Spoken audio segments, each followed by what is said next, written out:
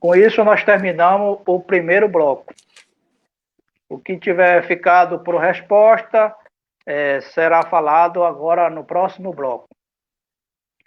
Então, eu só quero salientar que quando houver uma pergunta direta, que seja respondida diretamente, sem muito comentário. Se for uma explicação de um versículo, se souber o versículo, aceita. Se não souber, diz eu não sei, para que um não fale no tempo do outro, tá bom? Então, nesse segundo bloco, quem vai começar perguntando é o apóstolo Deltamar. Apóstolo Deltamar, o senhor tem 2 minutos para fazer a sua pergunta ao pastor Daniel. A partir de agora, o tempo está com você. Ok, muito obrigado. Então, diante desse entendimento, que as Escrituras é o livro dos livros dos profetas. Quando você lê a Bíblia, você encontra livro de profetas. Quando Deus vai falar à humanidade, o que ele envia? Não um teólogo na escola pastoral, mas ele levanta um profeta. Quando Deus vai salvar os seus filhos, ele envia um profeta. O profeta mensageiro é o mediador entre Deus e os homens. O profeta mensageiro é a luz do mundo no seu tempo. Ele é o caminho a Deus. Ninguém pode chegar a Deus a não ser pelo profeta. O profeta mensageiro é o legislador da palavra de Deus. Ele é o depositário da palavra de Deus e não há verdade em nenhum lugar a não ser a mensagem desse profeta. Em uma geração, de um lado, Deus vê o profeta e os discípulos desse profeta, que são os filhos de Deus. Do outro lado, Deus vê os filhos do diabo com as suas igrejas e as suas religiões. Agora, dado que o assunto aqui é para se certificar que se realmente há um profeta de Deus na terra, e se realmente é este Cacofilipe o profeta, e o senhor Daniel disse algumas coisas no debate anterior que não foi possível responder bem, eu gostaria de fazer a pergunta para o senhor Daniel. Se Jesus é o profeta hoje, se ele confirma isso, como ele confirmou no outro debate, se Jesus é o profeta hoje, e ele explicasse, se é, como assim? Quero que ele explique como que Jesus é o profeta hoje. Esta é a minha pergunta. Ok, já está terminado a pergunta. O senhor entendeu bem, senhor Daniel? Sim, entendi. Ok, preparando o tempo aqui. Então, se o senhor entendeu bem, você vai ter 7 minutos para a sua resposta. A partir de agora, o tempo está com você. Bom, a princípio, quando eu vou fazer até uma pergunta bem retórica, né? Uma pergunta direta ao Deltamar. Você, Deltamar, crê que Jesus era o verbo de Deus? Só responde sim ou não. Okay? Sim. E ele é a salvação? Sim ou não? Hoje ele não é a salvação. Ele foi a salvação. A minha pergunta direta foi sim ou não? Jesus é a salvação ou não? Não, hoje não. Direta. Tá. Então tá. Se você crê que ele é o verbo de Deus, como você respondeu que sim, quando eu abro a Bíblia em João, capítulo de número 1 e versículo de número 1, não na minha tradução em português, mas no grego koiné, está dizendo o seguinte: en arche, en hologos, kai hologos, en prostonteon kai theos. No princípio, ele era o verbo era Deus, e o verbo estava com Deus. Em Isaías 59, capítulo de número 10, diz que Deus agradou-se em moê-lo. O que isso quer nos dizer? Que Deus agradou-se em moê-lo. A Bíblia fala sobre salvação. A Bíblia fala sobre meios de salvação, ou melhor dizendo, meios de graça. Mas a salvação é uma e exclusiva. Ninguém pode ir ao Pai senão por mim. É o que Jesus disse.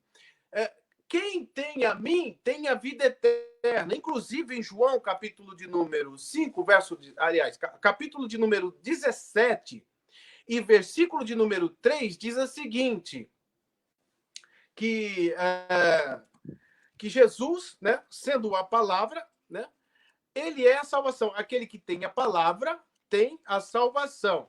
Né? Deixa eu achar aqui. João, capítulo de número 17, versículo 3. Diz o seguinte: E vida eterna é esta. Olha só, João capítulo 17, versículo de número 3. E vida eterna é esta, que conheçam a ti só por o único e verdadeiro Deus e a Jesus, a Cristo, a quem a enviaste. Vida eterna é essa. Estamos falando de vida bios ou estamos falando de vida zoe?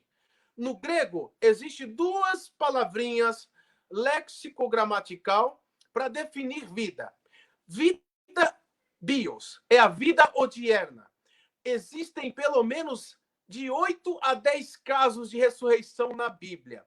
Quando trata-se de salvação, trata-se de ressurreição dentre os mortos. São 10 a 8 casos de ressurreição de pessoas que morreram, ressuscitaram para morrer novamente. Mas apenas um único caso de uma ressurreição para não morrer mais, seguido da glorificação do corpo. Então, o conceito de salvação veterotestamentária é a salvação da morte eterna. E João, capítulo 17, versículo de número 3, diz: vida eterna é essa, que conheçam somente o Senhor como Deus e a teu Filho a quem enviaste. Não existe outro meio de salvação. Existem meios de graça que levam à salvação. Por que Jesus é o profeta até hoje? Por que os apóstolos do passado são os apóstolos de hoje? Por que os profetas do passado são os profetas de hoje? Porque a Bíblia apresenta uma revelação profética progressiva. O que é revelação progressiva? Deus, a princípio, quando o homem caiu em pecado, comendo do fruto proibido, o homem foi destituído da imagem e semelhança de Deus, ou essa imagem e semelhança foi fragmentada. Tem teólogos que aceitam que é fragmentada, outros dizem que perderam essa imagem. Eu acredito que o homem perdeu a imagem e semelhança de Deus, porque eu não consigo ver a imagem e semelhança de Deus matando e estuprando. Se eu não consigo ver a imagem e semelhança de Deus matando e estuprando, isso significa que eu não acredito no imago Dei do homem fragmentado. Mas há pessoas que defendem essa ideia. No entanto, a Bíblia nos mostra que o homem estava destituído dessa imagem e semelhança de Deus, não podia estender a mão ao fruto da árvore do conhecimento do bem, ao fruto da árvore da vida para comer e viver eternamente. Então, necessário era que nascesse o eleito. É o que diz lá, inclusive no Targum Onkelos, né? O Targum Onkelos, que é uma tradução, comentário dos escritores do tempo, né? Que a Bíblia foi escrita, eles falam sobre a semente que haveria de nascer da mulher e pisar na cabeça da serpente. Inclusive, eu tenho aqui Jesus como sendo o nosso único e suficiente Salvador, em Colossenses capítulo de número 2 e versículo 14, que diz: e havendo riscado ele a cédula que estava contra nós em todas as suas ordenanças, Cristo rasgou e cravou na cruz, despojando principados, potestade. Inclusive, ele fala sobre a questão de ser filho de Davi ou não. Ele diz, olha, o Davi, inspirado por Deus, né, em Salmo 125, Davi, inspirado por Deus, disse meu Adonai, meu Elohim, até que eu ponha os teus inimigos por escabelo dos seus pés. Quem é esse que Deus prometeu que haveria de colocar os inimigos por escabelo dos pés? Inclusive, em 1 Coríntios, capítulo 15, nós vamos ter também o último inimigo sendo destruído é a morte. Então, os inimigos de Cristo vão sendo destruídos, as profecias, né, a revelação que ainda permanece como progressiva, Deus revelou, né? Por que a revelação é progressiva? Porque Deus revelou a salvação a Adão, não disse tudo a Adão. Ele não disse que viria da descendência de Abraão. Disse a Abraão, lembra que eu falei a Adão que nasceria um varão que pisaria na cabeça da serpente? Então, esse varão vai vir da sua descendência da sua nação, da sua raiz. Posteriormente, Deus não fala tudo a Abraão. Aí ele chega a Davi e fala, Davi, lembra que eu falei lá no paraíso sobre a salvação? Lembra que eu falei que viria da família da nação de Abraão? Vai vir da sua família, Davi. Então, Cristo é a salvação e continua sendo a salvação e será sempre a salvação. Os meios é vários, mas Cristo é a salvação. Muito bem, muito bem. Apóstolo Deltamar. Você também terá 7 minutos para a réplica. O senhor está me ouvindo? Sim, estou ouvindo. Então, a partir de agora, o tempo está com você. Ok, muito obrigado. Então, o senhor Daniel tentou explicar como que Jesus é o profeta hoje, né? E por quê? Vocês viram aí a explicação do senhor Daniel. Vou deixar para vocês tirar as suas conclusões, para saber se realmente Jesus é o profeta hoje. Daniel disse ontem que Jesus é o profeta dele, e ele é discípulo de Jesus de Nazaré. Mas quando eu perguntei, senhor Daniel, e o galo lá que cantou quando Pedro traiu Jesus? De quem era o galo? Ele não sabia dizer. Mas, ao mesmo tempo, ele disse ser discípulo de Jesus. Tem o mesmo profeta que Pedro. Tem o mesmo profeta que Maria Madalena. Bem, então, vamos lá. E o senhor Daniel citou aí João 17:3, para dizer que a salvação é só Jesus, que a salvação está só em Jesus.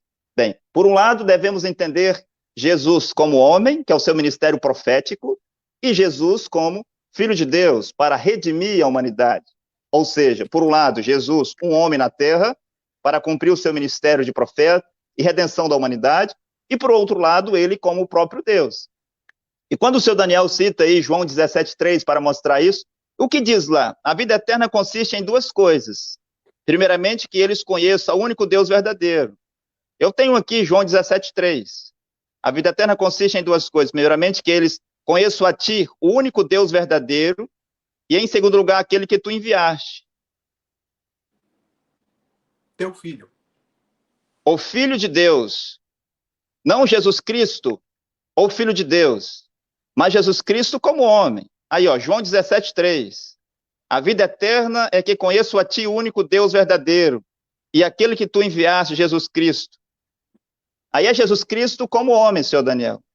O homem, Jesus Cristo, que foi enviado para redimir a humanidade e também para resgatar as ovelhas perdidas da casa de Israel. Porque cada profeta, no seu tempo, era o Filho de Deus manifestado, era o enviado de Deus. Que essa palavra Cristo, que você sabe que vem do grego, significa ungido. Agora, quando você fala Cristo, Cristo, Cristo, a quem você se refere? Pensa que você está se referindo a Jesus. Mas todo profeta mensageiro era o Cristo de Deus na terra, o ungido de Deus na terra. Então, de acordo com João 17:3, a vida eterna sempre foi estas duas coisas. Lá, para Eva, para Caim, para Abel serem salvos, eles tinham que estar aqui, em João 17:3, reconhecer um Deus verdadeiro, o único Deus verdadeiro, Jeová, e aquele que ele tinha enviado, que era Adão. Depois, reconhecer o único Deus verdadeiro e o enviado, ou Cristo, naquele tempo, que era Noé. Depois era reconhecer a Jeová e o seu enviado, ou Cristo de Deus na terra, que era Moisés. No ano 33, a salvação era duas coisas: reconhecer o único Deus verdadeiro e o homem, Jesus, o profeta, enviado, chamado Jesus de Nazaré. E de acordo com Mateus, capítulo 15, versículo 24, diz que Jesus, como profeta, foi enviado somente para as ovelhas perdidas da casa de Israel. E os seus 12 apóstolos, de acordo com Mateus, capítulo 5, capítulo 10, versículos 5 e 6, é dito que eles também foram enviados somente para as ovelhas perdidas da casa de Israel. Quero voltar a um ponto aqui que o senhor Daniel estava falando, que os profetas do passado são os profetas de hoje. Senhor Daniel, no tempo de Jesus, de acordo com João 9, versículo 28, o profeta era Moisés ou o profeta era Jesus? Ambos. O profeta lá era Jesus. Qualquer pessoa sabe que o profeta era Jesus. Moisés não estava lá. Para alguém ser profeta sobre a terra, eu disse ontem, esta pessoa deve ser um homem sobre a terra, vivo, de carne e osso, vivendo entre os homens. Moisés não estava lá. Elias não estava lá, Isaías não estava lá. O profeta do ano 33 era Jesus de Nazaré. Eu não sei como que pessoas vão para as escolas pastorais e para os cursos de teologia e os seminários e voltam para dizer que Jesus é um profeta hoje, ou que Moisés era o profeta no tempo de Jesus. Só falta estas pessoas, assim como o seu Daniel, vir aqui para dizer que o presidente do Brasil também é Juscelino Kubitschek, junto com o Bolsonaro. Ou um americano dizer que Abraham Lincoln é o presidente dos Estados Unidos junto com o Biden. Se isto não é um abuso de linguagem, uma loucura, um delírio espiritual, o que é isso? Jesus disse em Mateus 23, senhor Daniel, eis que envio-vos profetas, e vocês matarão alguns, perseguirão outros, apedrejarão outros. Ele disse lá em Lucas 11:49, enviarei-vos profetas. E logo em Atos capítulo 10, para Cornélio ser salvo, o anjo aparece para Cornélio e diz, Cornélio, o que você tem feito é bom. Estas coisas estão em memória diante de Deus, mas para a tua salvação, Cornélio, você vai ter que chamar Pedro, vai ter que chamar o porta-voz de Deus, aquele que tinha a chave do céu, de acordo com Mateus capítulo 16, do verso 14 em diante. Pedro, te dou a chave do céu. O anjo disse, Cornélio, para a tua salvação, você não tem que ler a Bíblia. O anjo não disse isso. Cornélio vai ler a Bíblia. Cornélio vai fazer um curso de teologia. Cornélio vai para as escolas pastorais. Cornélio vai fazer um seminário. Cornélio vai interpretar a Bíblia. O anjo não disse isso, senhor Daniel. Se disse, quero que o senhor mostre aqui. Mas o que foi que o anjo disse para Cornélio? Cornélio, para a salvação. Está aqui, senhor Daniel, a resposta. Para a salvação, você vai chamar Pedro. É Pedro quem vai dizer o que você tem que fazer. Era Noé, o profeta de Deus, quem tinha que dizer a eles o que eles tinham que fazer para ser salvo. Era Moisés, o profeta, que tinha que dizer o que eles tinham que fazer para ser salvo. Era Jesus, o único que poderia dizer o que os fariseus e saduceus deveriam fazer para ser salvo. Era Paulo no seu tempo, era Pedro no seu tempo, os únicos que poderiam dizer o que os homens deveriam fazer para ser salvo. Jesus, o que devo fazer para ser salvo? Quem respondia? Qual era o doutor da lei lá, senhor Daniel? Será que hoje sobre a terra existe algum doutor maior do que o Anás e Caifás? Existe algum doutor maior do que os fariseus e saduceus do tempo de Jesus? Será que hoje alguém conhece as escrituras mais do que aqueles judeus do tempo de Jesus? Qual dentre eles poderia responder a questão? Jesus poderia dizer, para a salvação você tem que fazer isso.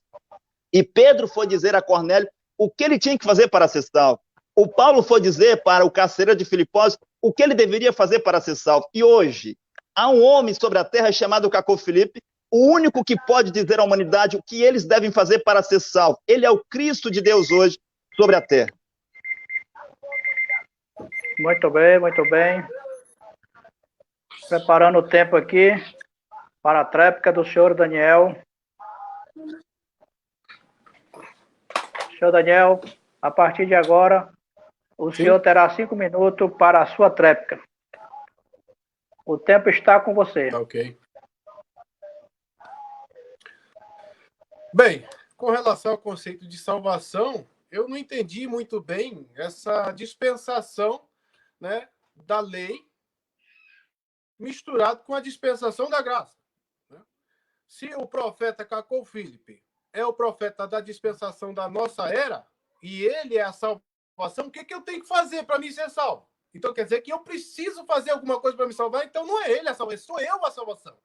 Se eu tomo a lei como princípio, se eu tomo a lei, né, ou alguma prática de aplicação pessoal, uma observação, um devocional, como um meio para mim, quer dizer, vê como é problemático esse negócio de tomar os meios, né, como um princípio de salvação, como uma condição para minha salvação. Se a condição para minha salvação é eu fazer alguma coisa, então sou eu o responsável pela minha salvação.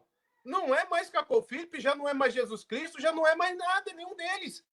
Agora, engraçado, Deltamar falou a respeito da sucessão de presidentes e prefeitos, como se o governo de Deus seguisse os padrões humanos, né, de sucessão de presidente e governadores e etc. Né? Ele fez uma menção também muito interessante que eu achei bastante curioso. Inclusive, eu gostaria de recitar também, aproveitando o ensejo, né, uma passagem que se encontra em Provérbios, capítulo de número 22 e versículo de número 28, que diz assim, não demoveis os marcos de seus pais. Agora, tomando como regra de interpretação essa passagem, porque, segundo o Deltamar, não se pode interpretar a Bíblia de forma particular. Agora, o que eu vejo é que eles, ou vocês da seita, né, o pessoal da seita, toma a interpretação bíblica como particular. Né? Agora, ela não é de particular interpretação. A Bíblia explica a própria Bíblia, isso é regra áurea da hermenêutica, qualquer teólogo conhece, qualquer pequeno teólogo conhece. Vamos parar de bater na porta. Então, o que é dito? Em Marcos, capítulo de número 7, versículo de número 9, diz: bem invalidais o mandamento de vossos pais, né? Invalidais o mandamento de Deus pelas vossas tradições. Porque Moisés disse: honra teu pai e tua mãe, e qualquer que maldisser o teu pai e tua mãe, né, que morra de morte.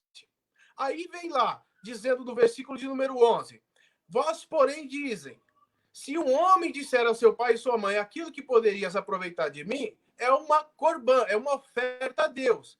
Com isso, vocês invalidam o mandamento de Deus por conta de vossas tradições. Por quê?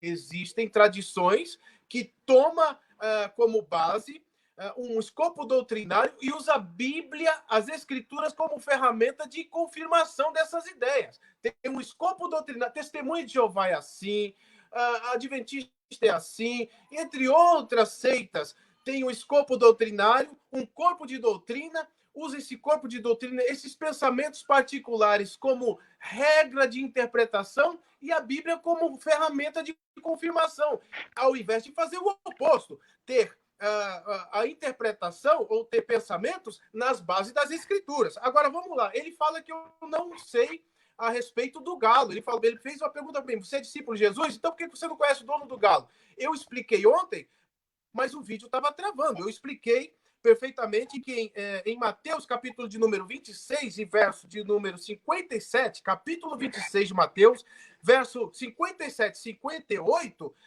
Jesus estava sendo julgado na Cidade Santa, lá, né, nos perímetros de Herodes, e nessa região não podia criar galo. Olha só como é que é a teologia. A gente tem que se aprofundar nos conceitos, nos princípios hermenêuticos, para poder interpretar um texto bíblico. Não é de interpretação particular. O cara pode dizer que é um galo ave que estava lá cantando, mas não. Se nós fazemos uma análise exegético, aprofundando nas Escrituras, nós vamos encontrar o quê? Nós vamos encontrar que o que estava tocando naquele dia era a trombeta dos soldados. De acordo com Mateus, capítulo número 26, versículo de número 57 e 58. O que estava tocando naquele dia, quando Pedro negou, era o toque da troca da guarda pretoriana. Era o toque da vigília da noite. Era o toque da vigília da meia-noite até as 3 horas da manhã. Depois eu continuo. Muito bem, muito bem. Finalizamos mais um bloco. Agora nós vamos para o terceiro bloco. E nesse terceiro bloco, quem irá fazer a sua pergunta é o pastor Daniel. Preparando aqui para mais 2 minutos. Pastor Daniel, você terá 2 minutos para a sua pergunta e o tempo já está com você. 2 minutos para a sua pergunta. Bom, aproveitando o ensejo que eu tenho 2 minutos para uma pergunta, a minha pergunta é o mais simples possível, né? Eu perguntei a princípio, né, qual o conceito de salvação segundo a tradição oral de Cacau Philip, que é uma tradição oral, é um escopo doutrinário, são ideias pré-concebidas, usando a Bíblia como ferramenta de confirmação dessas ideias, ao invés de ter ideias nas bases das... A base é o livro de Cacau Philip, por isso que ele me fez a pergunta ontem. Você leu? Você conhece as convicções e a mensagem do profeta? Não conheço a mensagem do profeta. Não sei o que ele prega. Mas a minha pergunta é simples. Já que ele não respondeu o conceito de salvação veterotestamentário, da tradição escrita, e o conceito de salvação segundo a tradição oral de Cacau Philip, né? Jesus ele era defensor da tradição escrita. Na maioria das vezes você vai encontrar nos lábios de Jesus a tradição escrita. Inclusive, ele era um Perushim Netzarim, fariseu de Nazaré, ou seja, uma pessoa que já era estudada, aos pés de Hillel. Hillel foi bisavô de Gamaliel, do qual o apóstolo Paulo foi criado por Gamaliel. Ou seja, existia sempre essa tradição de passar ensinamentos e estudo das Escrituras de pais para filhos. Essa tradição começou lá em Neemias, lá em Esdra, lá em Moisés, era passado de tradição de pais para filhos. Agora, eu queria saber qual o conceito de últimas coisas, ou melhor dizendo, de profecia, ou conceito profético de salvação do Velho Testamento em relação ao Novo Testamento. É isso que eu quero saber. Qual o conceito, qual a diferença do conceito de salvação veterotestamentário do Antigo? Muito bem, muito bem. O apóstolo, o senhor entendeu bem a pergunta? Sim, eu entendi. Então, se o senhor entendeu bem, a partir de agora você tem 7 minutos para a sua resposta. O tempo está com você. Então, qual é a diferença no conceito de salvação no Antigo Testamento para o Novo Testamento? Nenhum. No Antigo Testamento, Deus salvou por meio dos seus servos, os profetas. No Novo Testamento, Deus salvou por meio dos seus servos, os profetas. Nesses 2000 anos da história da Igreja Gentílica, Deus salvou por meio dos seus servos, os profetas. E após nós, Deus enviará profetas para a terra para continuar salvando os seus filhos na terra. Hebreus 13:8 diz que Jesus Cristo é o mesmo ontem, hoje e eternamente. Ele não muda. A sua maneira é a mesma para salvar a humanidade sobre a terra. Agora, eu gostaria de voltar a alguns pontos. Eu gostaria de perguntar ao seu Daniel, por exemplo, quando ele disse aí que citou Provérbios, né, para dizer que não podia remover as tradições, isso. Seu Daniel, a revelação de Deus vem pelas tradições de pai para filho ou vem pelos profetas? De pai para filho.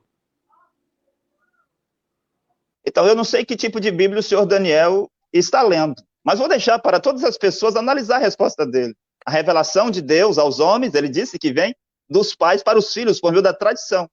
Sendo que, quando Moisés veio com os 5 livros, senhor Daniel, eu pergunto, em qual tradição o Moisés baseou a sua mensagem? Aquilo não era uma revelação? Quando Isaías veio, qual era a tradição que Isaías veio ensinar? Quando Jeremias veio, qual era a tradição que Jeremias veio ensinar? Aquilo era revelação. Esses homens encontraram-se com Deus Todo-Poderoso e deu a eles uma revelação. Paulo encontrou-se com Jesus Cristo a caminho de Damasco, e Paulo poderia dizer, em Gálatas 1, versículo 11 em diante, que as coisas que ele ensinava, as coisas que ele pregava, ele não havia aprendido com Gamaliel, senhor Daniel. Não é isso que Paulo diz lá. Se é, eu quero que o senhor mostre aqui. As coisas que Paulo ensinava, ele diz, não aprendi com homem algum, mas é revelação de Jesus Cristo. As coisas que eu vos ensino são revelação de Jesus Cristo. Era tradição, senhor Daniel? As coisas que Paulo ensinava? Aquilo que Pedro colocou nas suas cartas era tradição dos seus pais? Ou era revelação de Jesus Cristo para o seu tempo? Quando Martim Lutero estava na Terra, em 1520, Martim Lutero veio com uma mensagem, uma revelação, que era a justificação. E cada profeta veio com a mensagem de Deus. Quando você diz essas coisas, eu não sei que tipo de Bíblia o senhor está lendo.